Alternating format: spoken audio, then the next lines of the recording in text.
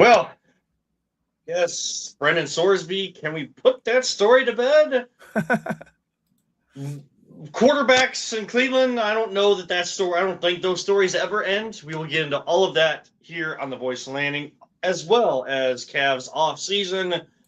Guardians just trying to find a way, trying to find a new identity with missing 3 players. Yes, I said 3 players. 3 players. We'll emphasize that later on in the show. And a little World Cup update here on the Voice of the Land, a pre-recorded live show for the Inside Edge Network. As you are watching this, I am getting set to walk into Huntington Bank Field and watch Post Malone and Jelly Roll. Good show. Stadium tour with my wife. So that's why we are pre-recording on Wednesday nights. So anything that happens from now until the time the show airs, and you're like, why aren't they talking about this? That's why. This Post Malone show, is it his original music or is it his newer country music? I think it's a mix of both. Okay, because I went to go see him in Cleveland last time, and it was one of the best shows ever. It was so awesome. So yeah, little jealous. So I've been a fan of Post Malone for a long time. Never got a chance to see him live, so this is gonna be cool. I know that there's like some chances like thunderstorms and stuff kind of popping up and everything. I'm hoping by the time Jelly Roll comes on, which will be, I think the concert starts at 7, but he will probably come up about 8. Then Post Malone at 9. I'm hoping by then we're good. Like, I know we're sitting like near the top. I don't really care. Like, that's still don't matter. I mean, there's probably going to be certain things being smoked tomorrow. So I don't think we need to be inhaling all of that. I don't care if you do it. Honestly, I don't care. Like, if you're doing it safe and doing it legally and all those types of things, whatever you're into, you're into. It's just not for me. Kevan does not partake. Do not. I've never smoked weed in my life. So I'm not going to get into that. I have taken a CBD gummy at one point. Ooh, bad boy. Yeah.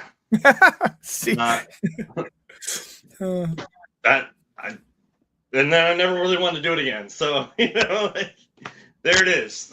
That's the type of things you get right here on the Voice Stand, like we said, on the Inside Edge Network, brought to you by the great folks at Greeny Sports Cards. GreenySportsCards.com, GreenySportsCards.com. You'll get all the information, where they're going to be, the shows that are popping up. They do a lot of things out there in Broadview Heights. Of course, they have their big show in Independence every single year, but they're going countrywide now. Like, they're going across the country to different card shows. They're learning different things. They're partnering with card companies, card collectors, even here in Northeast Ohio for things. Then they're always live, 7 o'clock on Tuesdays, eBay live bid type things going on. They bring on guests, all those types of things. But then if you follow them on social media, I don't even have notifications set up with them, but I still get notifications because I follow them. I get notifications when they're live. So sometimes they'll just pop up out of nowhere, and they're doing similar things that they do on Tuesday nights. So just keep an eye out for that. Steve, Jeremy, they do a great job over there at Greeny Sports Cards. GreenySportsCards.com is where you can get all the information on them. More to come on other partners later on. Do want to say again, welcome to Keon Sports, to Vince McKee and Keon Sports. We will have information on them coming later, but one of the premier sites and places to go for high school athletic coverage, but also, all the teams here. I know that they review like Love Island, like those reality shows, like WWE, all those types of things. And we are honored to be a part of like the first group of Inside Edge Network programming that once they kind of work through everything, we will be on their Facebook page. Like, our lives will be on there as well. I know I watched the interview, I think, he did with, it was Eli Moon and man, why can I not remember? Robert Zicki? No, not Robert Zicki. It's totally terrible, misremembering. Oh, Chad Bryan. Yeah, Chad Bryan. Yep, it was Chad. He did an interview with the announcement last week. And, I know that they said like they were working through stuff. I haven't had a chance to keep up and see if they play. I think I've seen them play some of the shows, so we should be popping up there. We were on there last week. We're on their Facebook Live right now, Kevan. Okay. We should be right now as we're pre-recorded. So yes, as we're pre-recording. So perfect. Vince McKee, known him for a long time, so thank you to them. More info on them to come later. Started the show by saying, Brendan Sorsby, is the story really done? But the NFL said, you want to go to the supplemental draft? Oh, no. Basically, we're giving you your year suspension by not allowing a supplemental draft to happen, by not allowing you to come into this league that can be signed as a free agent. And now it's a decision time. Wait a whole year, go through a bunch of quarterback training, putting nothing on tape for teams, or trying to latch on to like the CFL and at least have something on tape when you get lumped into what is expected to be a decent quarterback class coming up in 2027. Is this story dead, Rye? Man, I don't know. I'm not sure. You said he can't play in the NFL now. He can't play in Division I. He can't play in Division II or III. He can't go back to Texas Tech. They cut ties. He's not on the CFL negotiation list. The UFL season is over. And like you said, the NFL just shut the only door that he thought he had left. The only realistic option, unless there's some judge that says NFL you can't do that, I don't know, is junior college. A quarterback who was once talked about as a future first round pick, is now possibly having to go to JUCO for a year just to stay active and show that he's has progression from last year. But then obviously the competition is severely lacking. This is one of the wildest falls that we've ever seen. I did want to talk about, let me be clear. I said last week I did not want the Browns anywhere near this situation. I thought personally, if the NFL was going to have a supplemental draft, that Andrew Berry was for sure, obviously, going to put his neck in the ring or hat in the ring there. I think he was probably going to bid a second round pick and win him. But I didn't want him. Not with this locker room, not with this franchise's history, not with the amount of trust that this organization is just still trying to rebuild. But honestly, it kind of bothers me that the NFL came out and did this. Personally, this is literally what the supplemental draft exists for. It was created for players who lose eligibility after the regular draft. It was created for, messy, complicated, late breaking situations. It was created for guys who fall through the cracks of the normal process. And the NFL just decided, not this year. I think, the teams know the risk. Teams know the baggage. Teams know exactly what they'd be signing up for. If a GM wants to take that swing, I think they should let him. If a GM wants to, burn a pick on a guy with this much, volatility, let him. The league shouldn't be deciding that for them. I still wouldn't want the Browns to touch it, but I also don't think the NFL should be blocking that, the door entirely. I understand this is a whole new situation. I understand this is something we've never experienced before. This is only the beginning, honestly. And I heard on 92 Through the Fan, Anthony Limo was talking about, I think this is a huge mistake for the NFL, and I agreed with him. He was saying they could have brought him in, suspended him or whatever, and used him as the face of this situation, and hey, this is not what to do, and we're going to learn from him and actually be a positive example. And instead they're blackballing him, and I think that's the absolute wrong move. So it is. And the NFL can tell us all they want, okay, you didn't get your paperwork in on time, and we haven't done a supplemental draft in a while, and what you're trying to ask for doesn't meet the criteria. Now I will say but we all know that things get gray areaed all the time in sports, especially with the NFL and football in general. The supplemental draft, like you said, is for change in eligibility. But technically, he was eligible. He declined the injunction and all that kind of stuff. Sure. Him and his team are the ones to decline that to now go pursue the NFL, while all these Big 12 teams and other NCAA institutions were we're not going to play you, Texas Tech, trying to threaten all this type of stuff that would impact NIL and money the teams would bring in because they're not playing these games and all that stuff. I don't know if Sorsby was trying to do Texas Tech a solid by, stepping away because of all those types of things. I think he was just trying to find that quick outlet to go play football. So he technically was still eligible. So I can see conversation there, but in the letter, like none of that came up. Right. It was only about, not getting the paperwork in on time, not giving teams enough time to vet out this situation. And from what I've heard, he did get the paperwork in time. So I'm a little confused by that as well. So, I mean, it was like 3 days before the deadline, like wasn't, again, all of this is weird. I'm sure the NCAA is worked with the NFL somehow on this to, try to prevent that, because, you let someone that was gambling only be suspended for 2 games. When you say that gambling is the thing that no one can come back from, or like it's going to get the harsh punishments. Look, the thing I'm happy about is that the NFL took the Browns. They took temptation away from the Browns. Yeah. But that that's unplugged. Yeah, that's unfair to joke about a situation where someone is dealing with an addiction and all those types of things. The thing is, it's always going to be hypocritical, because guess what? Who's driving a lot of money to the NFL and to professional sports? And where are all of these betting outlets? Like, where do you see their logos a lot? When you walk into sporting arenas and events and stuff like that. I'm not saying it's the excuse, and you get why athletes and stuff like that see it all the time are going to do it. Like, if you know what's wrong and you're still doing it, consequences are going to happen. It's just, hypocritical for these sports organizations to be the ones to stand on that. And then this is where you draw the line is gambling, because of integrity. But we know that there are other off-field things that just get kind of swept under the rug.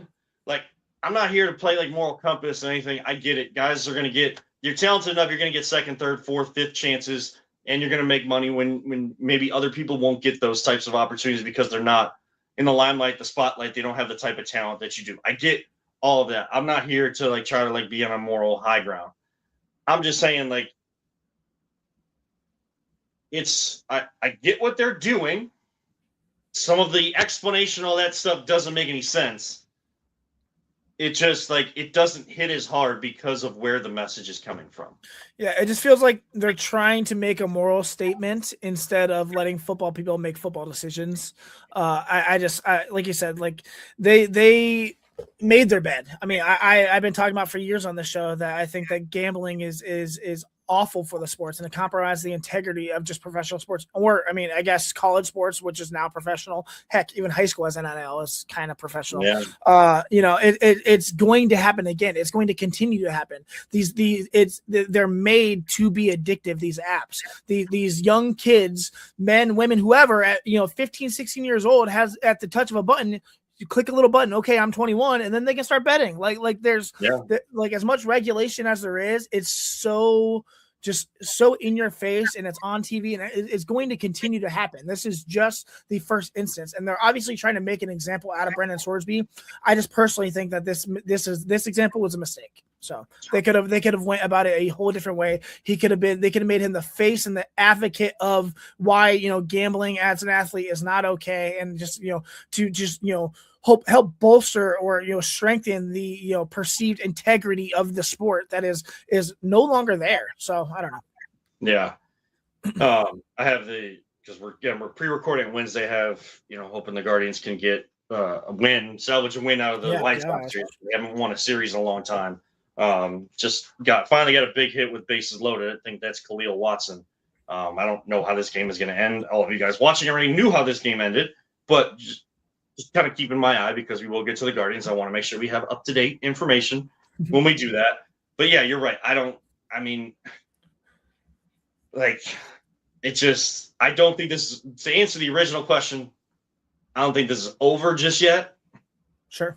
Because there's, I know that his team is going to try to. What I don't understand is them trying to go and get support of the NFLPA. He's not an NFL player. That, I don't know is the right route to go, but I'm sure there's some sort of roundabout, because again, you can find all these things if you're looking to get an athlete back into playing. And remember, this is a guy that got flagged when he was at Indiana. So it wasn't just at Cincinnati. He was at Indiana, and then he, did it again at Cincinnati and was like still getting these chances. And then finally had, try to take the step to check himself into a facility to get the help he needed.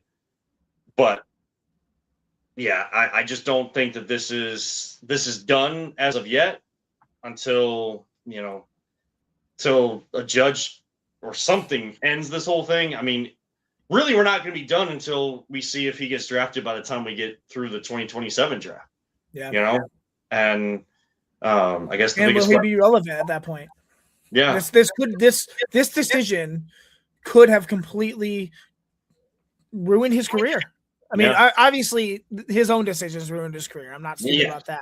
But this ultimately, now, he's not allowed to play college football in any division. If he wants to play, he's going to have to go JUCO because no other professional league is active right now other than CFL, and they're not going to take him and the NFL. So, I mean, he's going to have to play JUCO. His career could be over. I mean, I don't know. Yeah, because how do you evaluate a guy that hasn't played a competitive snap in over a year? Right.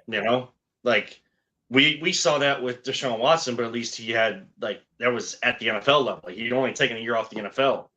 He was gone from the game for a year from the NFL, but he hadn't even.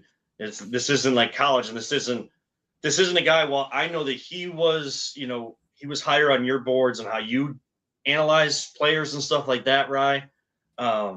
Like no one talked about him, and I know that's because he never declared for the 2026 draft, but no one said I wasn't even hearing his name until this came out that he was checking himself in and this whole gambling thing came about. I know who Brendan Sorsby is. I've heard of him. It's not because I haven't heard anything about him. I didn't hear his name involved in any of those conversations until after this whole thing happened and the possibility of him coming to the NFL was there or going back to college football. It's really weird. And I mean, I'm not surprised by that though. I mean, he didn't enter into the NFL draft. He wasn't a prospect in the NFL draft. Everyone expected him to be one a year later when this news came out and the potential of him coming out. This is a situation that we've never seen before. So of course his name, everyone's, who is this guy? So now, people have done their work on him and stuff and, try to figure out if he can translate to the NFL. But, there's a lot of guys that in the 2027 draft who nobody's talking about now, and that's how it is, So I don't know. I don't know I have no idea. This is the weirdest situation. He could be great. Yeah. He could be bad. He could never play football again. I have no idea. This is strange. Nobody knows, and only time will tell. And it's. If he doesn't play any football and then this quarterback class has the type of year that people expect them to in college football, boy, oh boy, does that name get pushed back underneath so many other things and only brought back up when it comes down to it. But speaking of quarterbacks, before we hit our first break of the night, I'm not sure if you saw, yes, everybody, I do work at ESPN Cleveland as well as the Inside Edge Network. It's out there. I'm pretty sure you can you probably see me on YouTube or whatever. So I can't hide, I'm not here to hide it. I just don't bring them up. Don't bring up the station all the time because we do what we do there. And then here at the Inside Edge Network, we do what we do here. Two separate things, trying to do great things out there in the community and talking sports and all these different things. I just keep them separate. But I do work with Tony Rizzo, and he did mention that he had heard that there were calls made to check in on the availability of Shedeur Sanders. Now, want everybody to be clear. That's what he said, that there were he had heard that there were calls and inquiries into the availability of Shedeur Sanders. So then that led him to say that he does not expect all four quarterbacks to be here by the time we get to training camp on July 28th. Can that change? Absolutely. Could they still all be here? Sure. He wasn't saying automatically that Shedeur Sanders is leaving. That's how it was taken. That's how these clips kind of get up there. Again, am I standing up for a teammate? Yes. Am I seeing reality at the same time? Yes. Both things can be true. Am I always going to stand up for my teammates? You bet your ass I'm going to do that. Like that, that's the way that it should be. I don't know. Like, I don't even want to. Shedeur Sanders should be here. I don't know. Like, I get that he's hearing that. And look, there's probably calls to the Cavs about certain players. There are probably calls to Buffalo about, like, I'm sure that GMs all the time take calls that don't go anywhere. But, like, if we heard about every single call, we'd be like, we'd have content for every hour of every day, basically, is what I'm saying. So, like, I understand that there probably is calls being made. I don't think anything's going to happen there. I don't. Yeah. If the Browns think about trading Shedeur Sanders right now, they're telling the entire football world that they have no idea what they're doing. And honestly, that probably wouldn't shock anybody, but it would still be unbelievably stupid in my opinion. Let's walk through this honestly with logic. You don't trade a quarterback when you don't have a quarterback. That blows my mind. The Browns don't have a franchise quarterback. They don't have stability. They don't have a long-term plan. They do not have the face of the franchise quarterback at the moment at the most important position in sports. So if another team is calling, and like you said, apparently they are, that means Shedeur Sanders apparently has value. That means someone out there, sees potential. Someone believes that he could be a starter somewhere. And your response to that is, yeah, let's get rid of him. Not you, just, a lot of the fans out there. That's not rebuilding. That's not, asset management. That's not strategy. That's malpractice. I mean, what exactly are you going to get back for a guy who was drafted in the 5th round? A bag of footballs? If Shedeur Sanders had a first-round value, he wouldn't have lasted until the 5th round. Every team in the league had multiple chances to draft him, and they passed. So what's the return now? A 6th-round pick, a late-round flyer, a pick swap? That's not a trade. That's a clearance sale, and you don't give away a quarterback who might win your starting job for a coupon. You don't. You already set the fan base on fire with the Myles Garrett trade as well. There's football logic and then there's Cleveland logic, is what I say.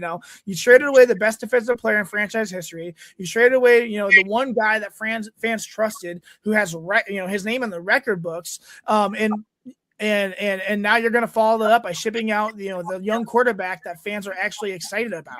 You might as well, put up a for sale sign in the stadium that you're trying to build too. This fan base is already hanging on by a thread, guys, and they don't get it. You don't cut the thread by trading your young possible. We don't even know what we have. I personally don't think that he's the guy, but it's naive for me to say, though, we should trade him because he's not the guy. I have no freaking idea. I want to see him just as much as everyone else does. Yeah. Shedeur Sanders deserves a fair shot, and he honestly has not gotten one yet. He was thrown into chaos his rookie year. He had no offensive line, no rhythm, no receivers, no continuity, no stability at head coach. I mean, I won't get on Kevin Stefanski here, but despite all that, he showed flashes. Yeah, despite all that, he showed flashes. Of being possibly being a starting quarterback in this league. He obviously hasn't earned that job yet, but he deserves a chance to win it. And Todd Monken knows that. He said it. He's treated this like a real competition the whole time.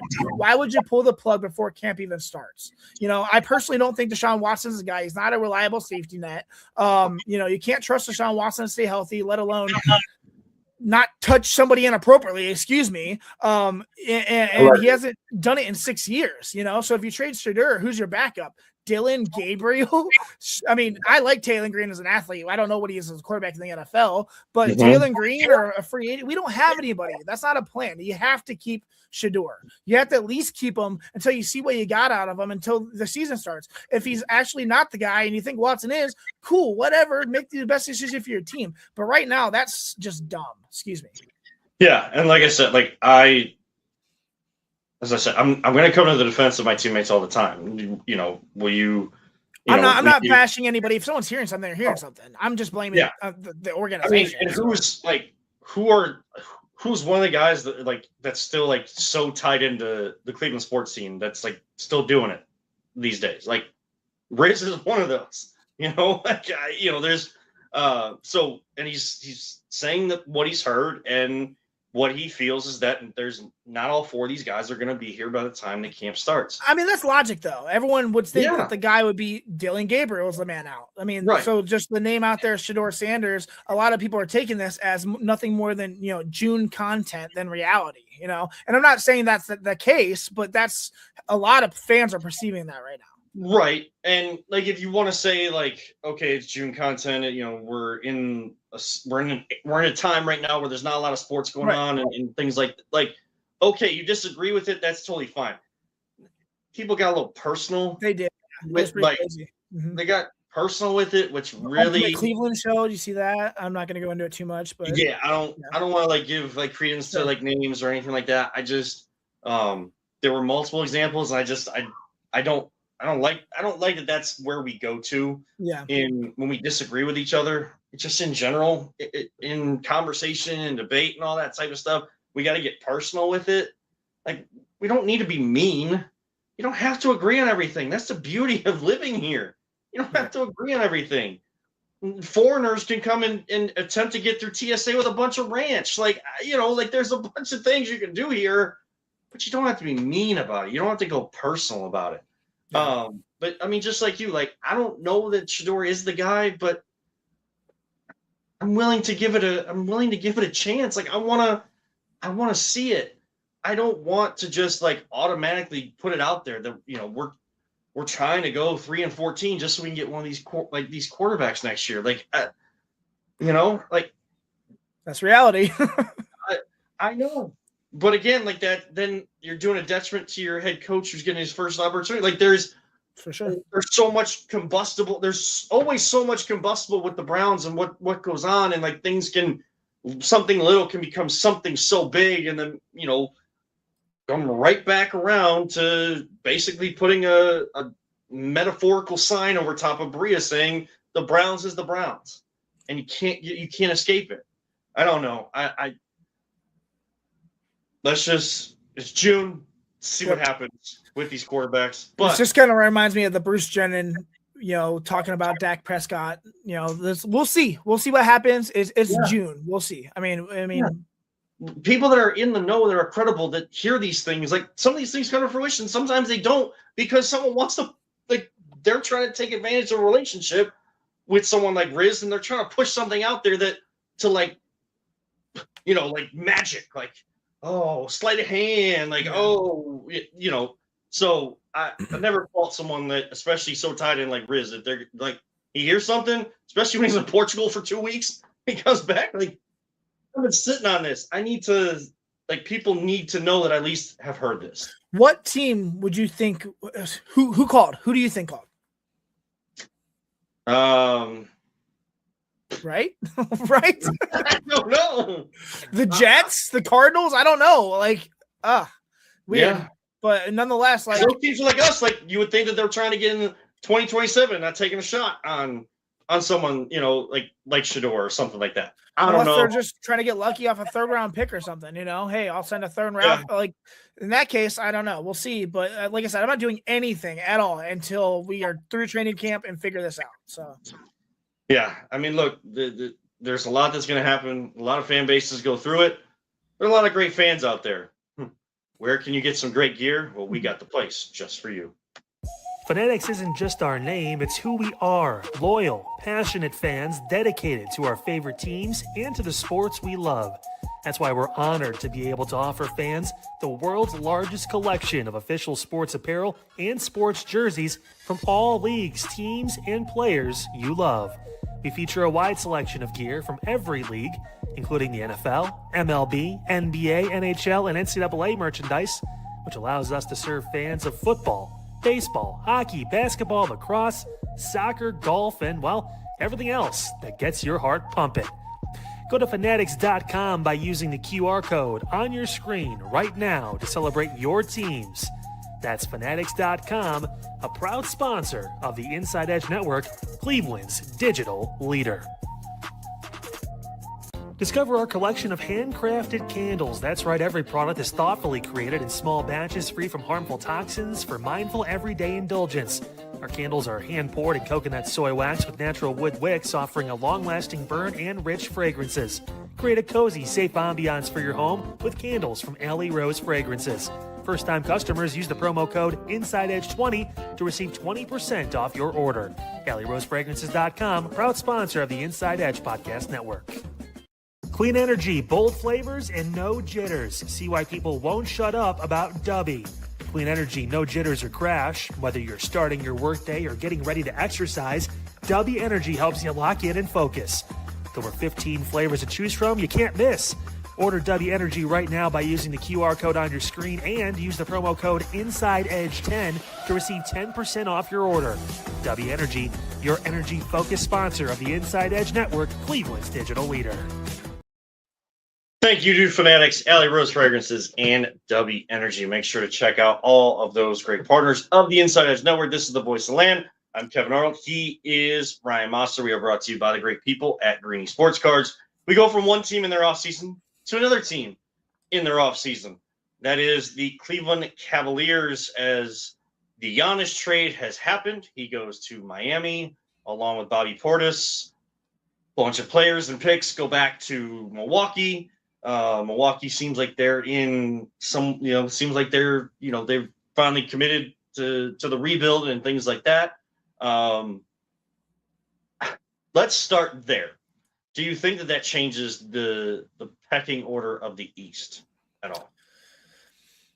I don't know if it changes the pecking order, but obviously it just added another team in contention. I mean, Miami became a matchup problem for the Cleveland Cavaliers overnight, I think. I mean, the Cavs have struggled with, long physical, transition heavy teams, and, Toronto exposed it, Detroit exposed it. And now, imagine a team with, Giannis, Bam, Wiggins, a Spoelstra defense, a transition attack built around two, freight trains, big dudes. I think that right now with this team that we have currently constructed for the Cavs is a nightmare matchup. For a team that already has turnover issues in the backcourt and relies heavily on, getting set defensively, it's going to neutralize Cleveland's size advantage. It's going to test every possession on the rim protection for Cleveland. And I think, against Miami specifically, the pace of control could be a little questionable as well. I think the East definitely did add another legitimate contender. Before today, the Cavs sat comfortably in the top tier. Boston, New York, Detroit. Now Miami definitely enters that conversation. I mean, probably not as the favorite, I would say, but as a team you absolutely don't want to see in a 7-game series for sure. I think the trade market's about to explode too, and I think Cleveland has to be in the middle of it. We can get into that a little bit, but I'll be interested to see what Detroit does, because, I mean, if you don't do anything to help Cade going into this year after what you saw in these playoffs, I think that they could take steps back, not just a step. I think they could take steps back, because while Detroit and Toronto exposed the Cavs, I think the Cavs kind of exposed the Pistons in a way as well. Sure. And, it's great to do a lot of things in the regular season. Ask the Phoenix Suns. But if you can't, you're not built to answer all the questions that will be raised about you in the playoffs, then, you're going to have earlier and earlier exits, because people will be able to solve those problems you pose much sooner and take advantage of the question marks that you have. I don't think that this did anything to the East, to be honest. Really? Interesting. I think Giannis is a really good player. I know Bam. Let me say Giannis is an exceptional player when healthy. The injuries have started a little sooner for him now. How much of that was Milwaukee not wanting to, kind of forcing him to sit out and not wanting to decrease his value if he went out there and played and things like that. I know heat culture is a real thing, but I just see him as a team that could somewhat overachieve in the regular season, but they have an incomplete grade right now, because I don't know what they're going to do to try to support this team. I don't, Norman Powell could be gone in free agency. That's a vital defensive piece for them. They don't really have a lot of shooting right now. And what is this league is all about shooting. What are teams going to do against Giannis in the playoffs? That is the ultimate point of how that trade will be determined for the Miami Heat and Pat Riley. What are teams going to do to Giannis? They're going to sag off him and force him to try to shoot a three. He still has yet to solve that. Now, if somehow, as he ages in this league, if he finds a way to get a jump shot, because like he doesn't have that explosion at the rim and dunking as much as he does. That starts to go away. Does he become like LeBron, more savvy with the basketball IQ and can knock down the outside shot a little bit more consistently? And that as other things fade away, those things start to rise. Well, now, Giannis continues to be a dominant force for you. I just saw a guy that wanted to go to a nice climate, a nice environment. And again, Eric Spoelstra is a really, really good coach. As much as I have friends that say like heat culture is fake, it's not. Heat culture is not fake. They do a lot with less than other teams that have a lot. They do a lot more than the Cavs do. Like they have more fight in them. They got more dog in them, which is something we always want the Cavs to have. I just it didn't shake me to my core. Maybe that's because we all heard Giannis going to Miami this whole time, and it's been a year or so that felt that way. So maybe that's where the surprise didn't come from. But it doesn't make me feel like anything different on Miami versus New York, Boston, places like that. Sure. My concern is, I don't know if you believe him or not. Do you think Kobe Altman is playing coy? Or do you think we're really standing pat outside of really the moves that people are expecting them to do is to get under that second apron? The James Harden deal being reworked. So that the amount goes down, but he's still getting a crap ton of money that he feels that he earns. And we might lose a Keon Ellis or, Dennis Schroeder, right. Players role players like that, where you're losing depth. No matter what you think about these players, it's still depth on your team. I understand. Trust me, I understand. Get out of here. You're losing depth because you got to shed money. Is it only second apron, or do you think the second apron kicks off something this offseason for the Cavs? He better do something, man. I mean, if he rolls out with this exact team or less than, if we're losing pieces of our depth, I mean, if the Cavs fans are gonna be so pissed, dude. He cannot. It's got to be smoke. I mean, there are so many moves that can be done. I mean, does Boston move Jaylen Brown after missing out? Does Milwaukee flip Tyler Hero? Miles Turner could become available. New Orleans has a couple nice pieces there that they could want to break up. Kawhi Leonard's name has been up. I mean. The Cavs have been one of the most aggressive teams in the league over the last 18 months. Mitchell, Harden, extending Mobley, trading away Darius Garland also with the Harden trade. The role player reshuffle that we've seen for the past few years now, they better not set out this next wave. If a star becomes available, Cleveland has to at least be in the room, or Kobe Altman might be finding another job. As it is. What's that? Should they go after Jaylen Brown in your eyes? It's going to cost Mobley. Yeah, I would say the whole point of having this, I don't know. I talk about the Donovan and Mitchell window. And as much as we love Evan Mobley, as much as we love him, he is the expectations on his shoulder are so high, and he's supposed to be the guy on a playoff team, the go-to guy, and he is not there. And I'm not sure if he'll ever be there. And as much as we love him, as much as he's young and he could be a part of the future, I need a championship. James Harden is old. Donovan Mitchell could be out of here soon. I mean, I'm trying to do anything I can. And if I'm LeBron James, why the heck is my name talked about in LA and Golden State? That's so stupid. They're not any closer to winning a championship. At least the Cavs are one of the top two teams in the East. Bro, get your butt over here, solidify your legacy a little more, and let's go win a championship, dude. This is so dumb. I don't understand it. I get you're comfortable there. I get your family and this and that. But but is that all you're playing for now? Is your family your family's location? If you want to win a championship, you want to be taken as seriously as you want to be. Yeah, obviously, like you say, you're not trying to be compared to Michael anymore. You're your own player. Come win another championship in your home team, brother. Like that's what I would be doing. Kobe Altman better not be staying stagnant, or else he might be dragged out of there by fans. So when you mention LeBron with Golden State, all I can think and see AARP. Yep. AARP. That Buckeye card, baby. Retired, should be in a retirement home type team. because Steph's got miles on him, but he's dealt with I think he's dealt with more injuries than LeBron has in his career. Draymond Green is well, we all know he's got a good podcast. Yeah, even that is sometimes high rating. Not good. Yeah. High rating. Sometimes, again, when you sound hypocritical when you're the one, you want to talk about guys being dirty in games and then you think you don't take accountability for yourself. I digress on that, but yeah, I would love to see LeBron here. Would I take Jaylen Brown? Yes, but I think the conversation today, and this, maybe it'll die after today. We're doing this on Wednesday. Maybe by the time people are watching this, like, why are you even still talking about Jaylen Brown? Well, we're talking about it on the day that everybody's talking about Jaylen Brown.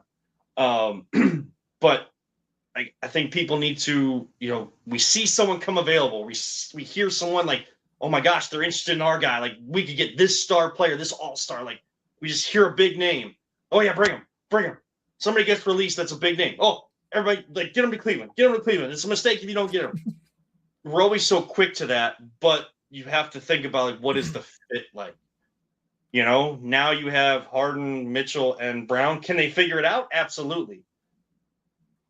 But, Brown's already coming away. Like, then he's coming away from Jason Tatum, who, like, he feels like he's not the number one guy. Like, then you're here with Donovan Mitchell, who is the who's seen as the number one guy, paid like the number one guy. James Harden, was on I can't remember what podcast it was recently, but, he was talking about how, I went to Philly and I had to sacrifice a lot and I had to sacrifice money. I went to LA and I was sacrificing my role and things like that when I know that I'm still that top scorer and I can score with the best of them. So, like, that's a dude that's trying to come after his, like, get his on the basketball court too. Like, I don't know if it would fit. That has nothing to do with how good or bad I think Jaylen Brown is. Like, I think Jaylen Brown is amazing. And yes, I would love to have more a talent like that. And, if Mobley becomes something in Boston, okay, but, like,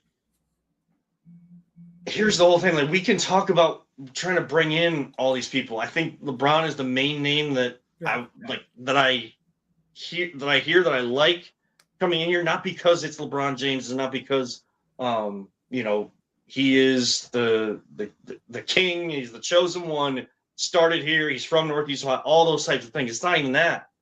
It's the culture that he brings.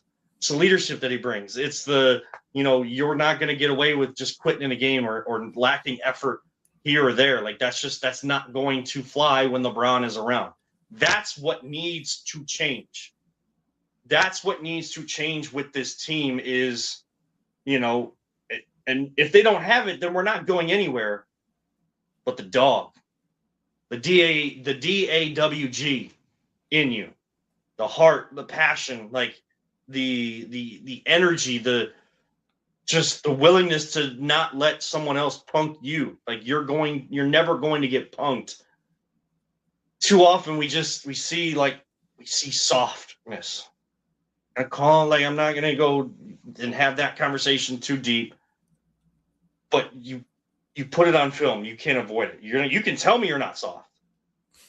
What I've seen is there are moments where you get soft and it is a big detriment. It's not even like there's times you can't even overcome that. And it takes you several games to overcome a moment like that where someone exposes you. That cannot happen if you have true championship aspirations. At some point, it's got to come down to you. I can't just keep giving you toys and giving you toys and giving you toys and giving you all this talent and all that type of stuff. And, we can fire a coach here because, like, they're responsible, or this coach is responsible. You guys are, like, pampered and all that type of stuff. We're going to keep you feeling good and all that. No, at some point you got to get down and dirty and not tell me you're going to do that. I need to see it. Yeah, I agree. I don't know, man. This team cannot stay the same. Like I said, they have to do something. No. And I have no idea what they're going to do. I'm not here to say I don't want to see, like, big moves and stuff. Like, I think that running it back's fine. I don't think that that's fine at all. I don't think running it back is fine at all because it doesn't. There's more shakeup that's needed. What I'm saying is, in addition to that, the only way that is going to actually impact you is if the people that are still here, and if moves like that are made, the people that get to stick around here are still here. You need to have something shaken up inside of you to be more of the type of player that it takes to get to the mountaintop, and not the one that's just okay getting a million, millions of dollars and shoe deals and all that type of stuff and living this pampered lifestyle. Like, those are the stereotypes that are going to come at you when you don't actually give the effort and the energy fans expect and organizations expect of their players to get to that mountaintop. Right. With that being said, there is a team that is struggling in town, and there is a big-time tournament still going on in the U.S. What are the U.S. men's national team chances to make a deep run in the World Cup? We will touch on those two stories, the guards and soccer, coming up next. One final segment right here on the Voice of the Land. Kevan Sports is the leader in Ohio high school athletic coverage in written, print, and video streaming. From the latest news and results and written content to the high school football game of the week every Friday, Kevan Sports has you covered. The vision of 15-time published author Vince McKee has become the most trusted site in Ohio high school athletic news. From podcasts to player profiles, Kevan Sports is your one-stop for all of it. Visit them today at KevanSports.com or on YouTube at Kevan Sports. Check out their socials on Twitter and Facebook as well. Mossor Moments Photography is a husband and wife wedding photography team based in Cleveland, owned and operated by Inside Edge Network's very own Ryan Mossor and his wife Hallie. For the past 10 years, they've captured more than 100 weddings across Northeast Ohio and beyond, always working together as a true two-person team. Their style centers on authentic, emotional storytelling, documenting the real moments between two people in love and creating images that feel natural, comfortable, and true to the couple. Rooted in Northern Ohio but inspired by their travels, Ryan and Hallie bring a warm, personal approach to every wedding day. Their work blends experience, consistency, and a genuine passion for helping couples relive their best day through timeless photography. Learn more at MossorMomentsPhotography.com by using the QR code on your screen right now. MossorMomentsPhotography.com, a proud sponsor of the Inside Edge Network, Cleveland's digital leader. I love how every photo is stretched out and blurry. That's my company, guys. They're not blurry, I promise. Go to my website. They're beautiful photos. It's just every time I look at them, I'm like, why are they all so blurry? It's not. They're not. They're just stretched out for the video. You know what needs to be blurry is part of our logo. What's that? Oh, gosh. Again, Kevin. Oh, no, man. I keep putting it in there, man. I keep forgetting. It's all good. But good people over there, good people all around, as this is final segment here for this week's edition, a pre-recorded edition of The Voice of Land, as I sit in Huntington Bank Field right now as you watch this and getting set to listen to Post Malone and probably Jelly Roll at this time because not even Jelly Roll yet. Like, I'm probably still walking up from the station office to the stadium to get into the concert that starts in just a couple minutes here on Thursday night. But before we do get out of here, a couple more things to kind of cover.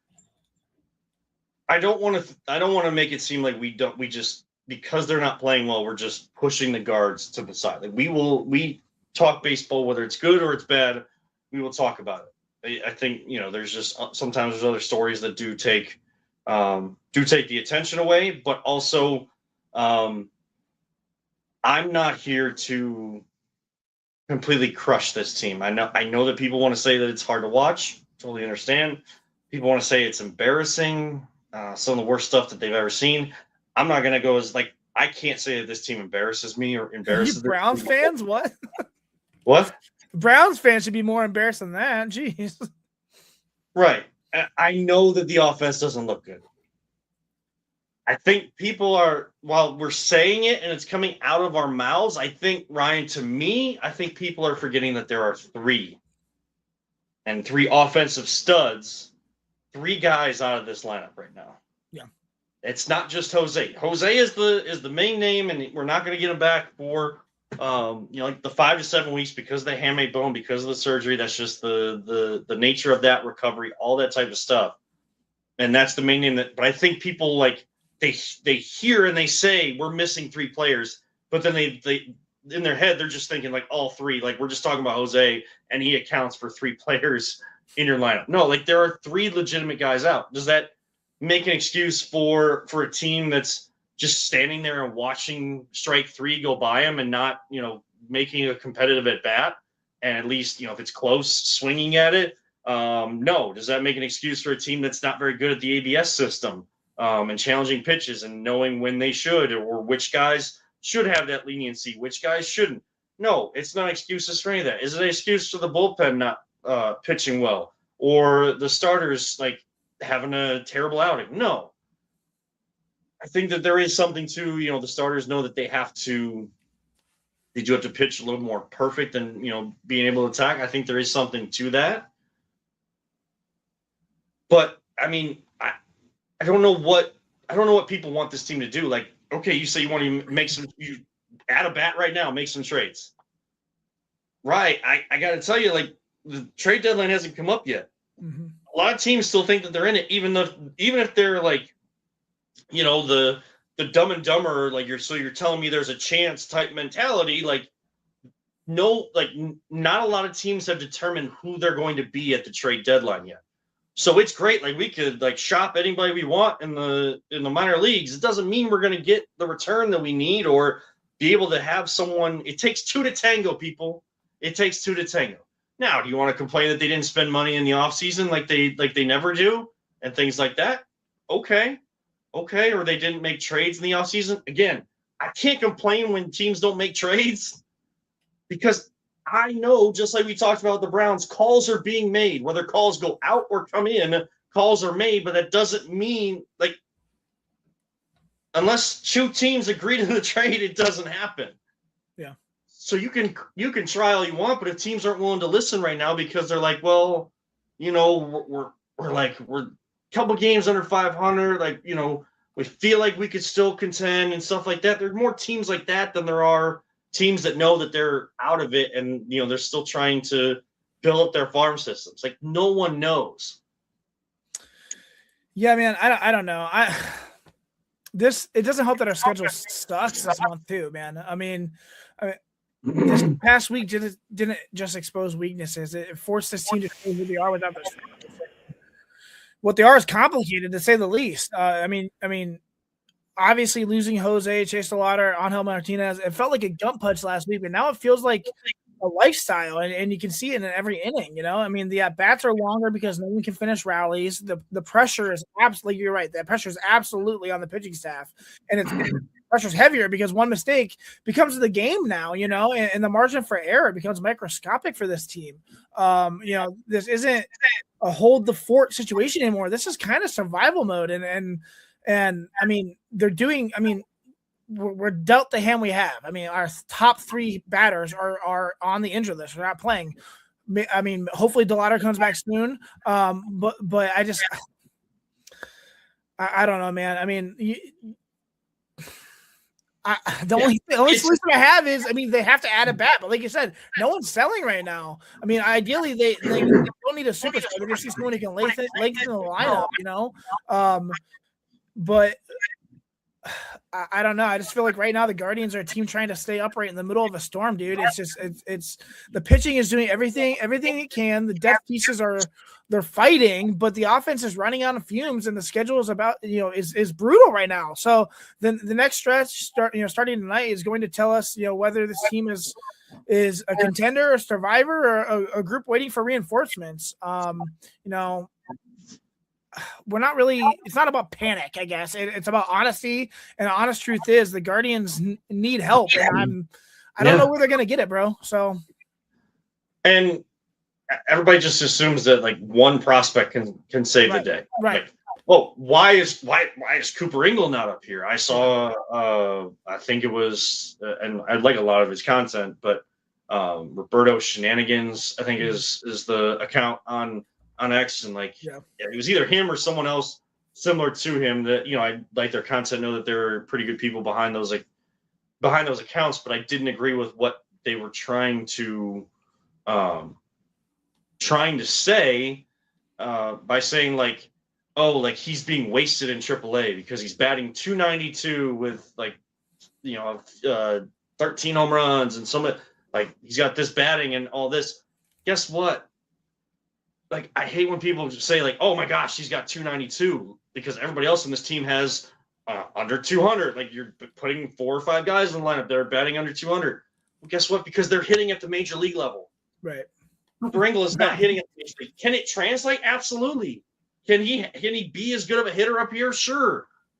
But I'm telling you, like putting it all on a prospect to save the day is not the way to go. And Cooper Ingle just started playing outfield again.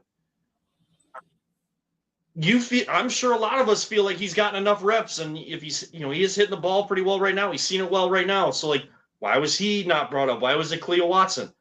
I'm keeping Khalil Watson up here. Stuart Fairchild, you can go, bro. Like that, I'm not the type of guy. If there's anybody in this lineup that can go, it's Stuart Fairchild. Bro, Quan was subbed for Fairchild in the 8th. Like what? Like that's crazy. Yeah. I don't. This is rough, brother. This is rough. And first off, thank God. I mean, I was saying we need to sign Stephen Kwan, this, that. I mean, hindsight 2020. Thank the Almighty Lord that we did not, because I don't know what's going on with him, brother. It's weird. And according to Andre, none of you guys don't know, he's the reporter there with Guards TV with Matt and Richter in the broadcast. I do stuff on the side with him, baseball podcasts and stuff like that. He kind of talks about how we got too much into the home run hitting style of things when he's not that type of a hitter. Like hitting as many home runs as he did a year or two ago and starting to show some of that power could have been a detriment. I don't know what the answer is to get him out of this rut, because now it's really extended. It's not like it's just like, oh, it's the first month, it's cold. Like, Stephen Kwan usually starts hot and then finishes cold. So like, let's have the reverse this year. Like, you're deep into June. So like, this is the trend. This is who Stephen Kwan is and needs to turn that around. I don't know what the answer is there, but yeah, for me, I don't know. People want Rhys Hoskins to go. I think I think until you can make a trade where you get a veteran bat in here that's going to have more of an impact with the bat, not just with their voice, I think you need a veteran like Rhys Hoskins to, especially at this time, to kind of try with all these young guys that are coming up and are still on this team that aren't hurt right now. You need, whether he's performing or not, like he's been around the game, you need him and Hedges to be somewhat of a calming voice to get, because they've gone through these struggles before.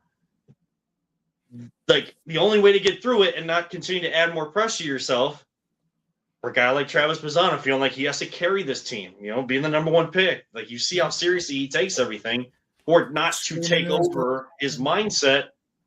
I think you need guys like that. If you say that you don't want Rhys Hoskins here anymore, I understand. I'm not trying to make this personal or anything like that. I'm just saying, from a player standpoint, if I'm going to bring up Cooper Ingle, it's going to be for Stuart Fairchild. But I'm not also going to see Cooper Ingle come up here and say like, oh my gosh, that is the savior. That's the answer.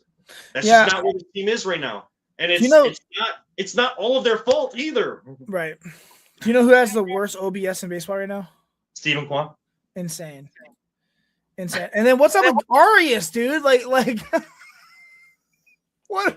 Oh my Lord, Kevin! We're falling apart at the seams, and it's awful. The guy with the most talent and like ability that just has never had that, never seen it, achieved it, been able to allow that to be shown to the world. Talk about having the dog in you. Dude doesn't even feel like he wants to be out there. It looks like it's insane. And I'm sure, I'm sure he's feeling the pressure because, he's the one that's at third. He's the one filling in for Jose. And oh my gosh, I gotta come back from this injury and I have to, I'm just coming back from a 60-day IL and now I gotta, be like some sort of again, saying the word savior. I gotta be some sort of savior for this team. I mean, yeah, but that's a guy that, he doesn't get it done now when he kind of needs to step up. Right. The Guardians, whether you like it or not, they give players time.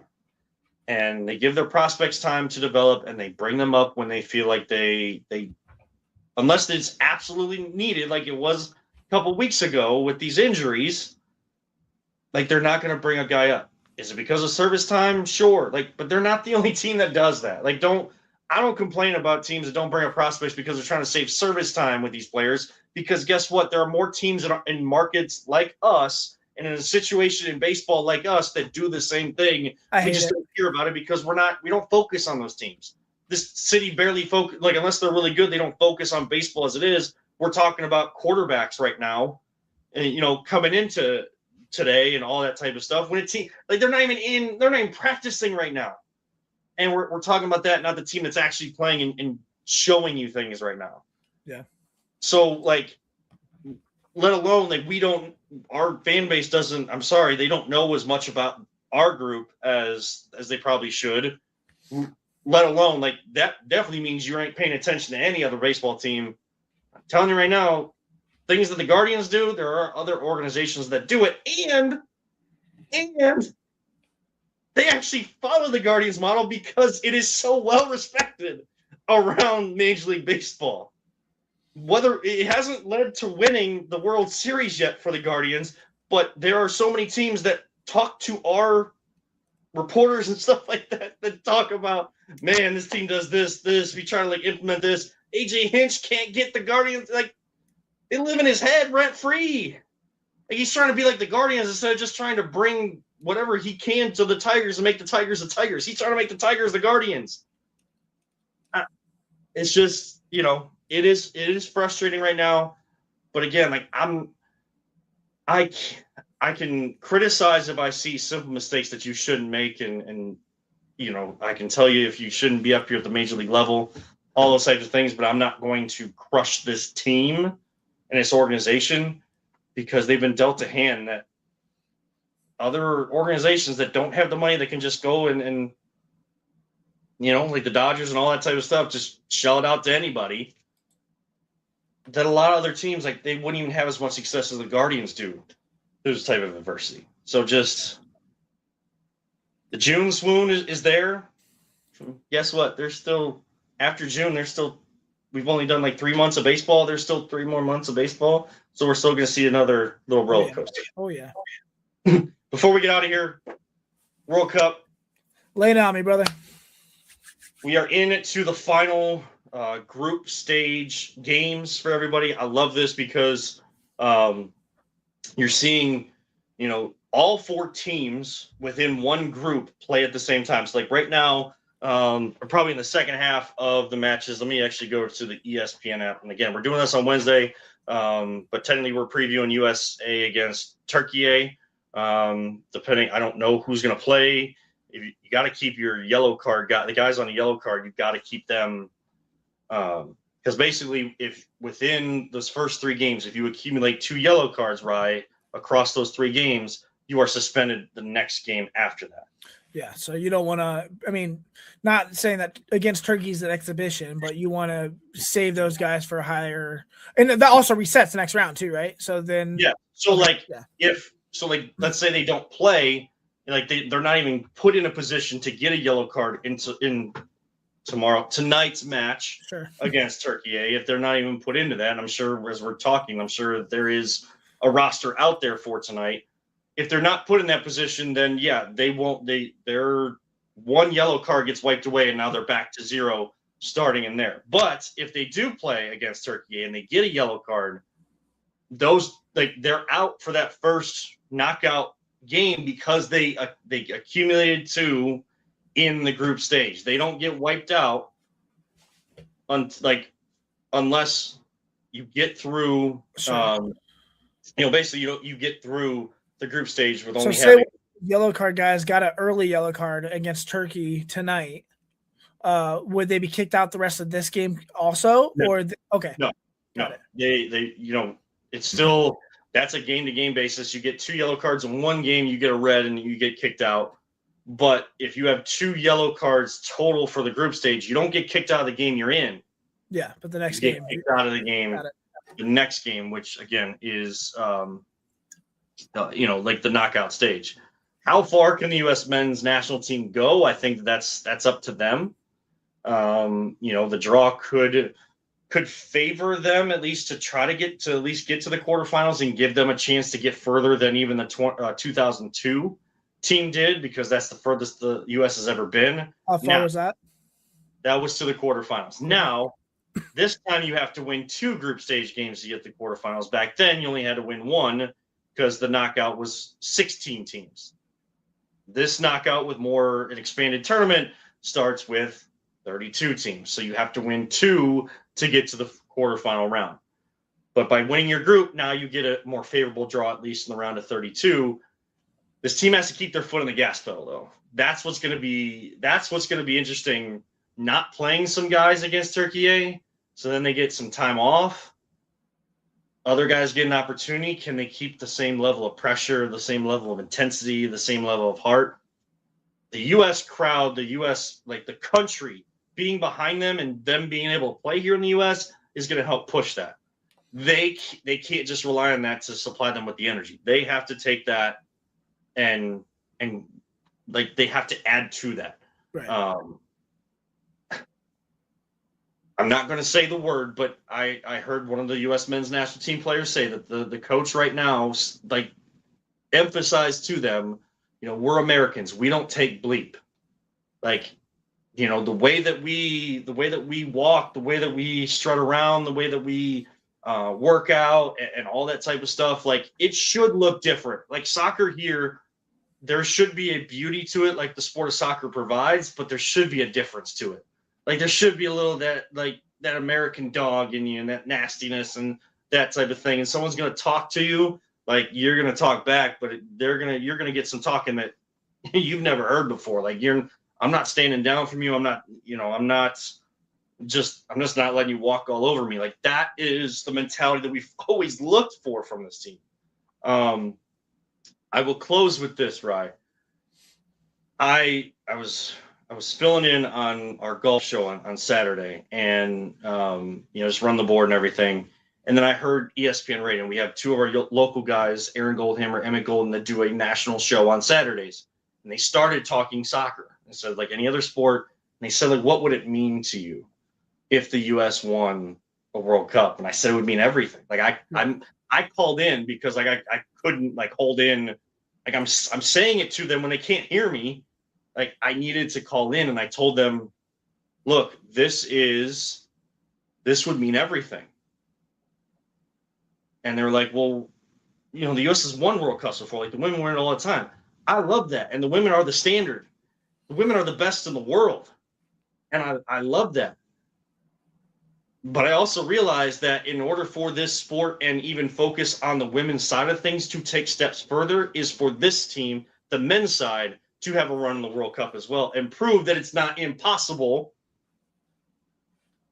for the U.S. to win a World Cup and beat the best countries around. They've been playing this sport, and that's their main sport in their country. Like, that's the only way that we continue to grow is if the men have some success and not leave it on the shoulders of the women. I'm not saying that the sport doesn't grow because of the women.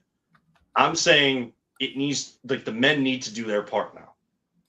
And I think that is why it would mean everything if the men won the World Cup, because I was told and I was raised and I've been told for 35 years of my life that we can never win a World Cup. And I want to believe something different. Say, if that happens, the magnitude, are we talking like the Miracle on Ice type of deal? I mean, obviously it's a little different because those are college guys, not but like that's the type of significance. Okay, so would you rather have this over a Browns Super Bowl or? Okay, interesting. Okay.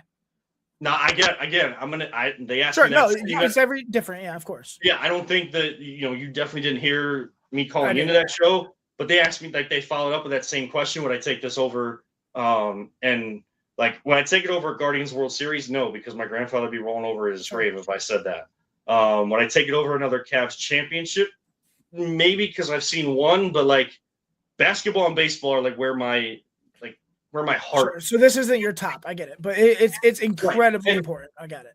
Like but people will take that and they'll be like, "You're not a real Browns fan. You're not into it." Like, those people are dumb. It's not just like winning a World Series isn't just winning a World Series for me and ending a drought. winning the NBA championship wasn't just winning an NBA championship for me because of my connection to that sport, the family that raised me on those sports, and the deep-rooted connection. Like, there was more to it. The NFL, like, I'm just a football fan because, like, that's how, if you're a sports family, you just naturally become an American football fan. Like, it just happens. And we're raised as Browns fans. I'm not going to be a fan of anybody else. Do I want the Browns to make it to a Super Bowl, let alone win one? Absolutely. Would I give a lot of things up to get that opportunity? Absolutely. But this is the sport that, like, again, there's more to it than just, like, they're raising the World Cup trophy. Yeah. To be able to do that, there's much more, and I don't have especially at home. Yeah, it's hosted on home soil. I'm not putting the cart before the horse. I don't think that, like, I'm not saying that they can win the World Cup, but, like, for the first time in a long time, like, you tell me right now they're going to make a deep run in this tournament, like, it's not going to, that wouldn't be surprising to me, like it would have been several years back, even months back, when we saw the team, still not playing the way that they should, and they're finally giving in to what Mauricio Pochettino, the manager, the coach of the team, is trying to bring from his worldwide Argentinian and world-class soccer knowledge, trying to bring to the United States. They're finally buying into that, and you're seeing it pay dividends by playing with the edge of being an American, and it's so fun to watch. So when USA wins, who's going to play Mauricio Pochettino as the actor? I don't know. If he was in his prime still, I would say Antonio Banderas. He's not in his prime, sir. No, he's not. I'm looking at a photo. He is not. So, but if you give me any actor from ever, I think, I think. Go ahead. Do I know? Yeah. You know who he looks like to me a little bit? Sean Astin, the guy who played Rudy. A little bit. Yeah. But I mean, like, you got to make sure you do a service to him, like getting that because he's proud of that Argentinian culture and that, like, that accent that he has and that dialect. Actors are great nowadays. You never know. Maybe Rudy can have a little in him, Yeah. Well, that's going to wrap it up for this edition of Voice of the Land right there. I'm stupid. Sorry. We went way late. I don't even care because this is so much fun. And guess what? I'm not getting in the way of Ryan doing his other show because within 2 minutes, something's going to play again. Yeah. Already pre-recorded, baby. Yeah. It's pre-recorded too. This is the Voice Land. Whole night to himself. I'm at a concert. Ryan's playing with his kids, and we're having a good time talking about sports. We hope you guys enjoy when we do that as well. For all of our partners, for Inside the Edge Network, for AA Anthony Alford, Eli Moon, Peter Tellup, for my partner Ryan Mossor, I'm Kevin. I'm reminding all of you sports fans, don't let anyone ever tell you it's just a game. We truly love you all 3,000. Don't talk about it, be about it. Real quick, the Commissioner's Cast Fantasy Football Podcast is pre-recorded. It's going live right after this. We are doing a 12-team full auction guillotine draft. It's really niche, really unique, a lot of fun. Go check it out, guys. It's a lot of fun. David and I worked hard on it, and it's already recorded. You should go watch it right now. So go do that and live life. All gas, no brakes while you do that. We'll see you next time right here on the Voice of the Land.